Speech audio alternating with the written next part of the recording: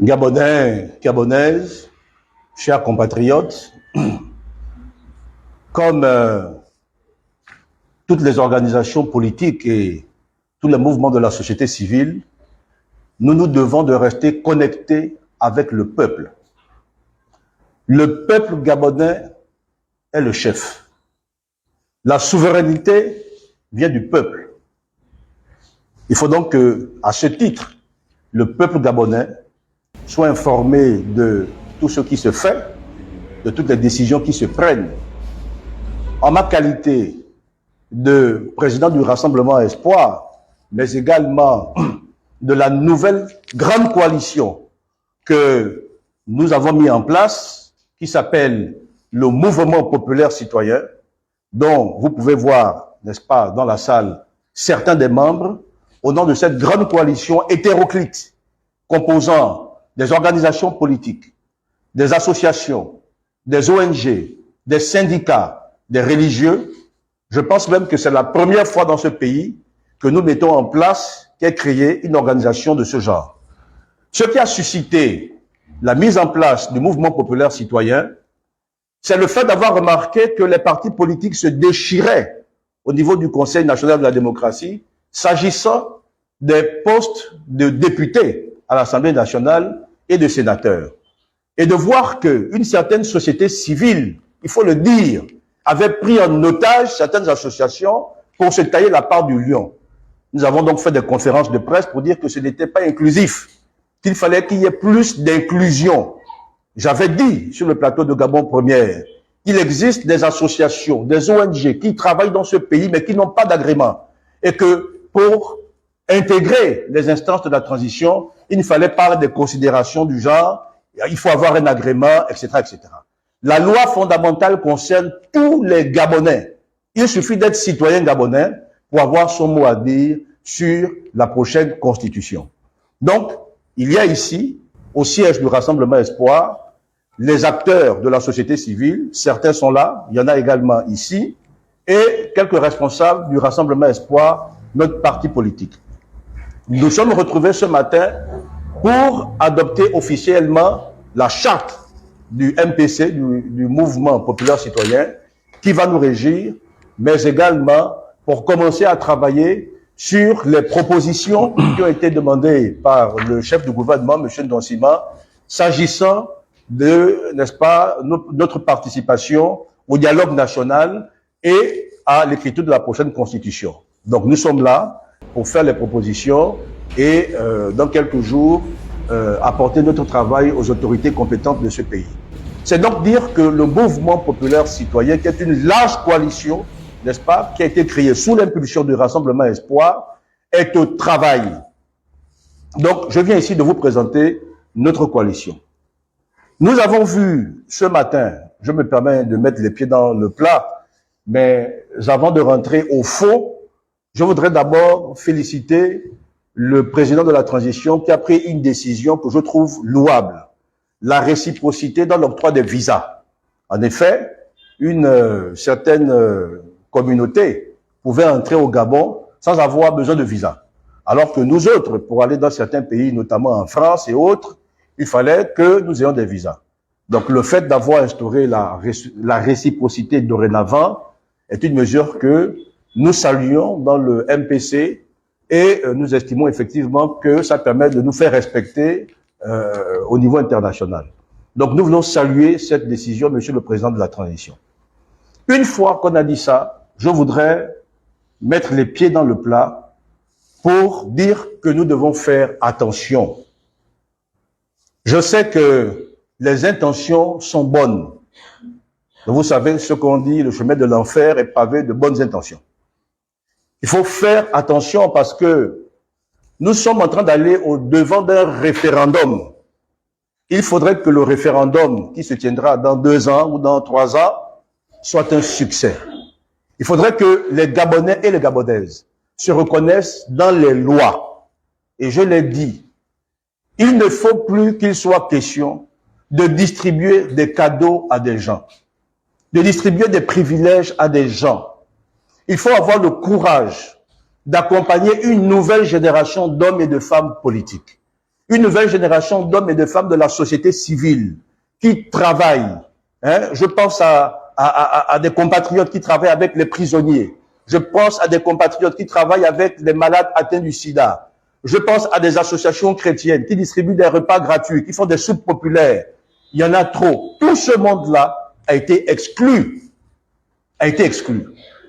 Ce matin, comme hier, en ouvrant l'Union, hier c'était les nominations sur lesquelles je me suis déjà exprimé, et ce matin, je vois la publication des députés à l'Assemblée nationale et des sénateurs.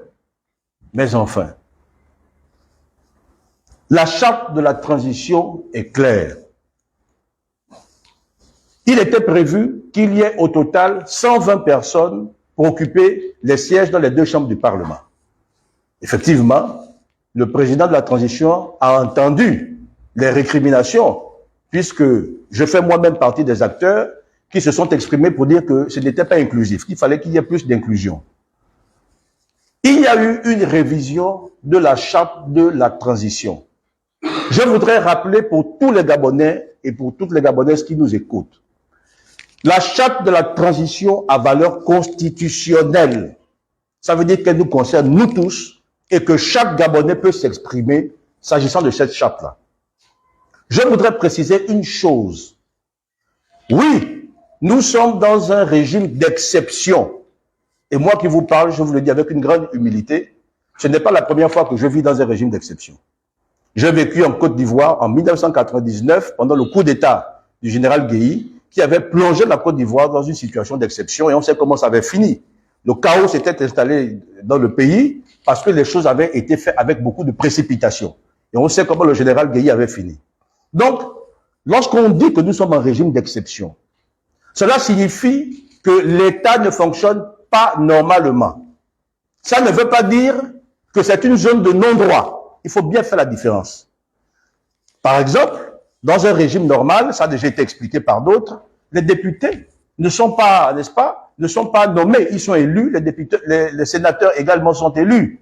Or là, on a nommé les députés, on a nommé les sénateurs. Donc, c'est ça, un régime d'exception. Le fonctionnement normal de l'État ne se fait plus. Mais un régime d'exception ne signifie pas un état de non-droit. Je précise bien, un régime d'exception ne signifie pas un état de non-droit où en fait, on peut faire des choses sans se fonder sur des textes. Ce n'est pas ça. Nous avons vu qu'il y a eu une révision de la charte de la transition. Alors, je pose une question au peuple gabonais, mais je pose une question surtout au bureau des deux chambres du Parlement, puisque ce sont eux qui se sont réunis pour faire cette révision. À quel moment le peuple gabonais a-t-il été informé qu'il y aurait une révision de la charte de la transition? À quel moment? À quel moment? Ni par voie de presse, ni sur les réseaux sociaux, à aucun moment, nous n'avons été informés qu'il devait y avoir une révision de la charte de la transition sur tel ou tel autre article. Personne n'est informé de cela. Est-ce qu'on peut modifier la loi fondamentale comme ça, même si c'est une loi fondamentale de transition, sans que le peuple gabonais en soit informé? Personne ne nous a informés. Nous découvrons ce matin qu'on est passé, n'est-ce pas, de 70 députés à 98 députés. Mais à quel moment en avons-nous été informés? La charte de la transition elle-même a prévu que, dans le silence de la charte, c'est la Constitution de 1991 qui s'applique. Est-ce que c'est ce qui a été fait? Non, c'est pas ce qui a été fait. Nous pouvons... J'ai vu une publication sur les réseaux sociaux.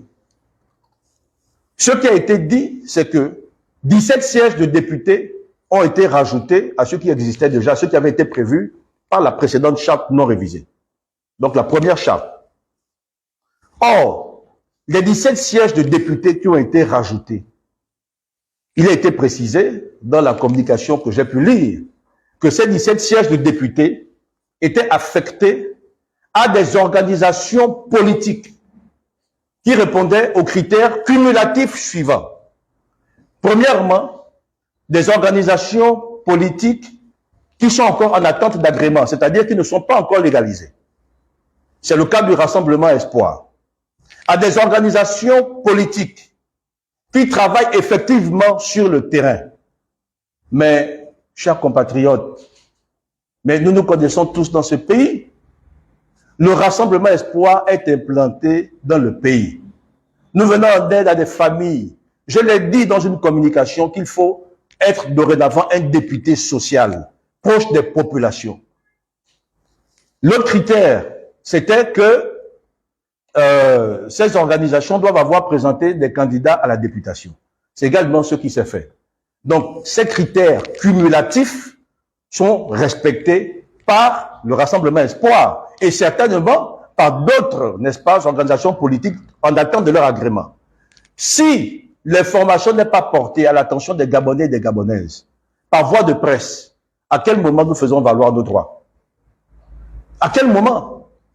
Il y a eu une révision, n'est-ce pas, de la charte de la transition, je crois, hier dans la nuit, vendredi, ou avant-hier, et aujourd'hui, samedi matin, on publie des noms en nous disant que c'est fini, c'est adopté, c'est publié.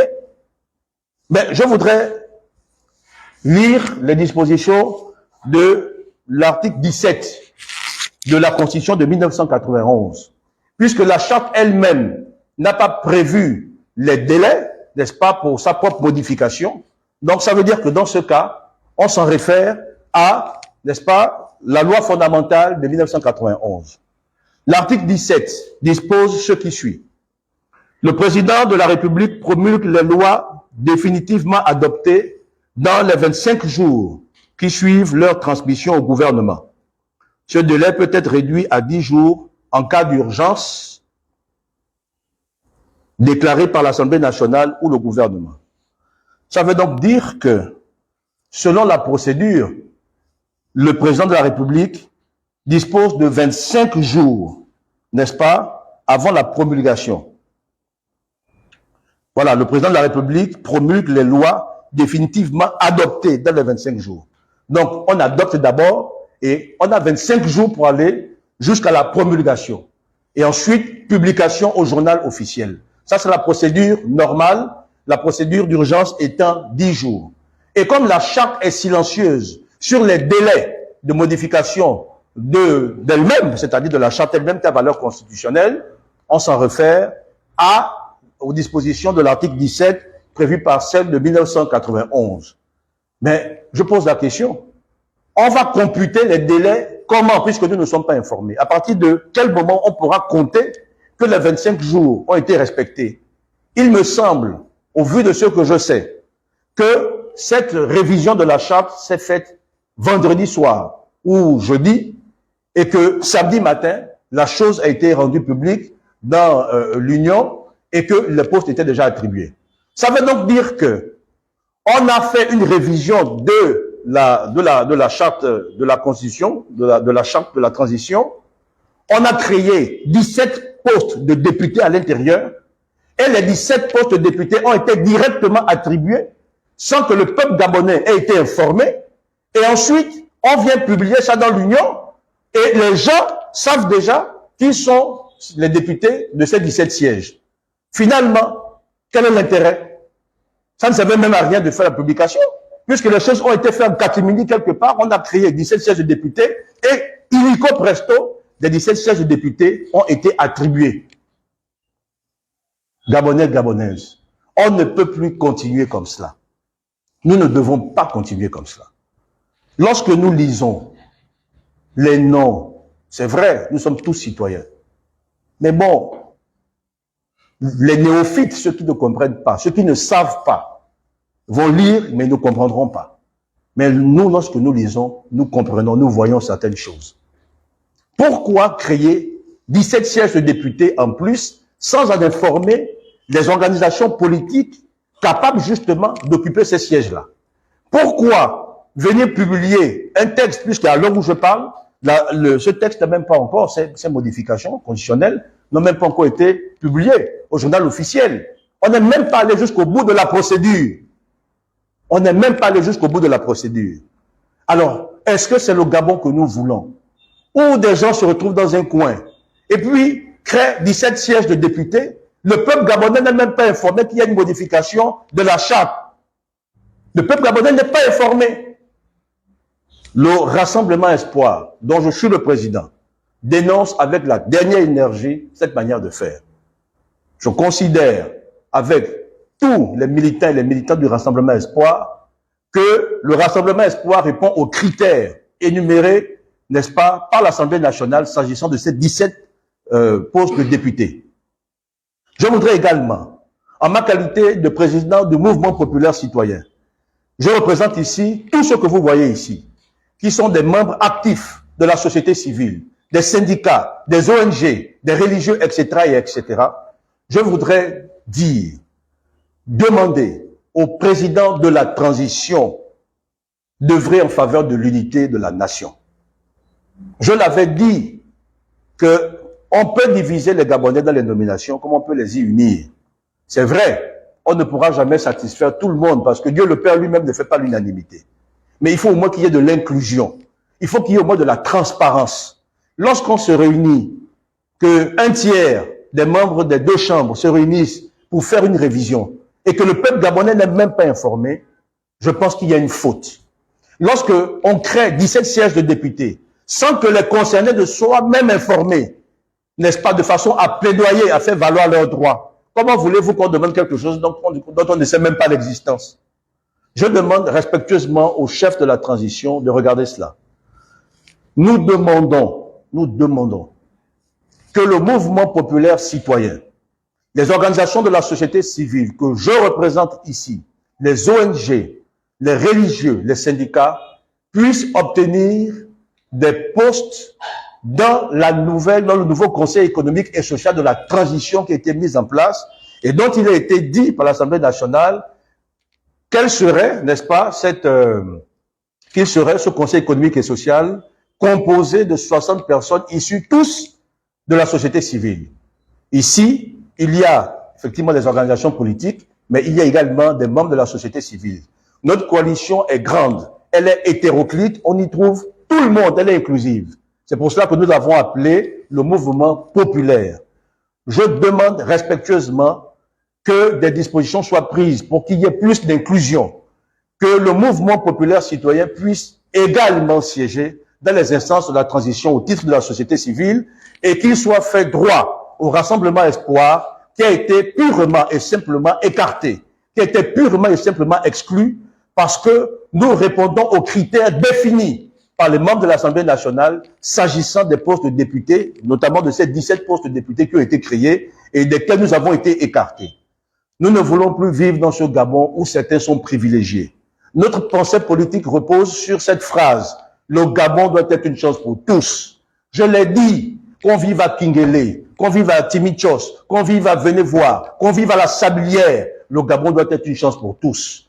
Nous mettons nos enfants à l'école pour qu'ils puissent eux aussi devenir, sans avoir besoin d'aller faire la mendicité devant quelqu'un. Nous mettons nos enfants à l'école pour que nos enfants, eux aussi, puissent s'élever, sans avoir besoin d'aller gratter la tête devant quelqu'un. Nous devons construire le Gabon nouveau, certes avec tous les fils et toutes les filles de ce pays, mais il faut qu'il y ait de l'inclusion. Il faut respecter les lois, les règlements en vigueur dans ce pays. Je voudrais demander au peuple gabonais de soutenir le mouvement populaire citoyen, de soutenir le Rassemblement Espoir. Je voudrais réaffirmer notre attachement à la transition en cours dans notre pays. Nous l'avons dit, nous soutenons la transition. Nous ne cesserons jamais de le dire. Le général Oligui a fait œuvre, n'est-ce pas, de salut public, de libération nationale. Nous ne cesserons jamais de le dire et de le rappeler. Mais nous avons le devoir, de par nos valeurs, de par nos principes, de dire la vérité. Nous ne dirons que la vérité. Comme le dit Jésus-Christ, la vérité vous rendra libre. Si nous voulons que le Gabon puisse être définitivement être libre, se libérer des chaînes qui nous entravent, il faut qu'il y ait des hommes et des femmes qui aient le courage, dans un grand respect, de dire la vérité. Nous pensons que cette manière de procéder en catimini, n'est-ce pas, s'agissant de la révision de la charte, n'est-ce pas, ne nous honore pas. Nous demandons que justice soit faite pour le Rassemblement Espoir. Nous demandons que les autres organisations de la société civile qui n'ont pas été prises en compte soient également insérées dans les instances de la transition. Il va y avoir un dialogue national. Nous en ferons partie avec d'autres. Il va y avoir une assemblée constituante nous souhaitons prendre notre part active à cette assemblée constituante. Voilà ce que je voulais dire. Peuple gabonais, chers compatriotes présents dans cette salle, Monsieur le Président de la Transition, je vous demande de regarder ça respectueusement et nous savons que vous êtes un homme humble, vous êtes un homme à l'écoute et que dans les prochains jours, il y aura des réactions. Je vous remercie.